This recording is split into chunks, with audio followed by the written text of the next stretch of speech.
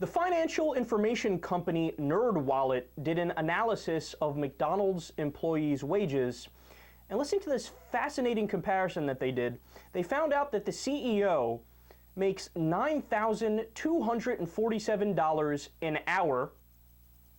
How's that for a paycheck?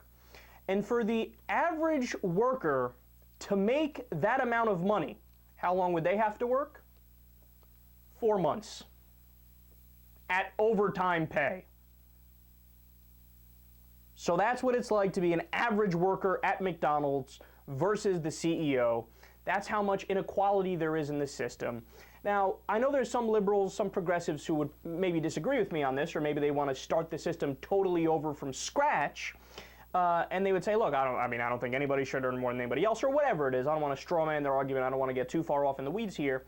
But I understand to a certain level, yes, there's going to be some people who make less and some people who make more. And if a system is actually a meritocracy, where the harder you work, the further you go, then there should be some difference. I don't think everybody making exactly the same is the right system to go for. And in fact, I think the majority of Americans are probably on my side on that, as the polls have shown.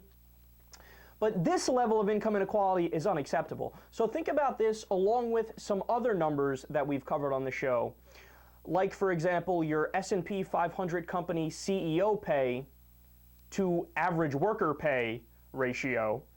In 1965, the number was 24-1. Okay, so that's, not a ridiculous number there. In fact, I think most people would see that and say, well, you can make an argument for that, a system 24-1. CEO versus average worker. Well, in 1982, that number had gotten further apart to 42-1. 42-1. Now, again, I still think you can make an argument for that. Well, what did the number change to in 1995? 100-1. Now, is any human being in real terms worth 100 times more as a human being than another person? No, I don't think you could say that. I mean, you can obviously make an argument from a market perspective that somebody's worth 100 times more than somebody else because of how much wealth they produced or something along those lines.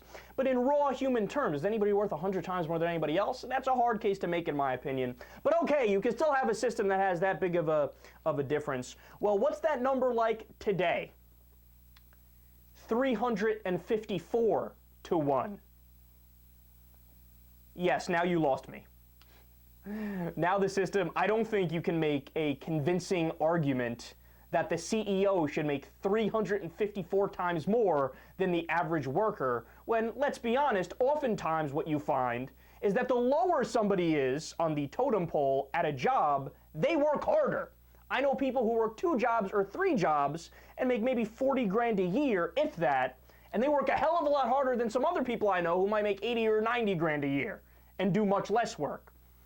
See, now is when you start to see that the system is not a meritocracy by any stretch of the imagination, and there's some serious, serious income inequality problems. In fact, when you look at some specific companies, so Walmart, for example, their CEO pay ratio to average worker is 1,034-1. Wow. So when you get to this level of income inequality, and this is the message that I've been trying to put out there, not just to your regular American, but to even the people who are incredibly wealthy. When you have this level of inequality, it's not just bad for the average worker, this is bad for the political and economic stability of the entire country.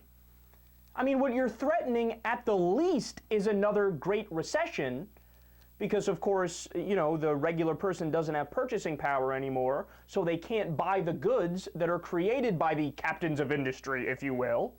But you're also risking a depression, or maybe even worse. You never know. I mean, look, revolutions happen when there's so many have-nots and only a handful of haves. Now, let me give you some more facts. When you look at the infamous Koch brothers, listen to just how much money they have.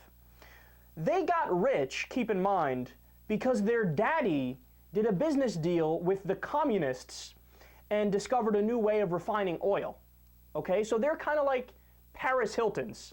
in the sense that they didn't do shit. They sat on their ass all their lives, right? But they just inherited this kingdom of wealth. Well, they both got richer by $9 billion each in just the year 2012. 1 year, they made $9 billion each. You want to know how much they're worth in total? $34 billion apiece. Okay, that is more than the GDP of Mongolia. It's more than the GDP of Mongolia 5 times over. You think that makes sense to have a system where 2 people have more money than an entire country times 5? Okay, but I'm just getting started here. In 1 day, the Koch brothers made as much money as 498 electricians or 614 carpenters made all year. All year. The salary of 614 carpenters or 498 electricians all year is what they make in 1 day. Let me get more specific. These guys in 1 minute earn $17,706. 1 minute.